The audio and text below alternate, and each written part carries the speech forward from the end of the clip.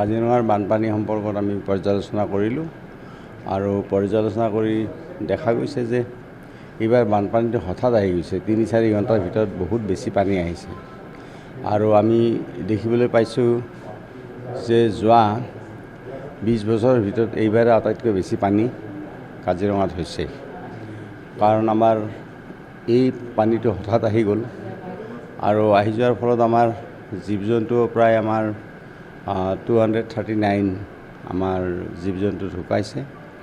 2013 চনত আচলতে ঢুকাইছিল প্ৰায় 739 কিন্তু 2016 চনত যেতিয়াৰ পৰা আমাৰ চৰকাৰ আহিল তেতিয়াৰ পৰা এতিয়ালৈকে 250ৰ ভিতৰত জীৱ জন্তু ঢুকাই আছে। এটাও ঢুকাব নালাগে কিন্তু এইবাৰো 239 ঢুকাইছে।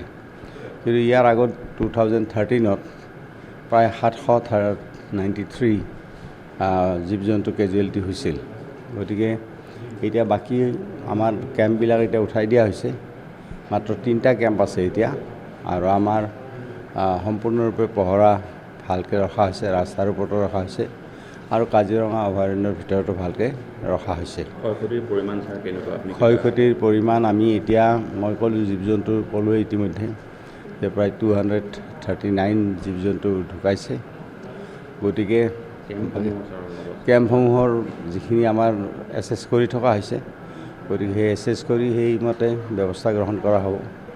এটা বহুত পৰিমাণে কম হৈছে। মাত্ৰ 2টা মানে হৰিণা আমাৰ এই গাড়ীৰ খুন্দাত মৃত্যু হৈছে আৰু অইনবাৰ বহুত বেছি হয়। এইবাৰ এস্কৰ্ট কৰি নিয়াৰ কাৰণে এই ছিষ্টেমটো কৰাৰ কাৰণে মাত্ৰ 2টা হৰিণাৰ মৃত্যু হৈছে। বাকী তেনেকৈ এইবাৰ আগৰ নিচিনাকৈ তেনেকৈ বহুত জন্তুৰ মৃত্যু হোৱা নাই গাড়ীৰ খুন্দাত বা এক্সিডেণ্ট হয়।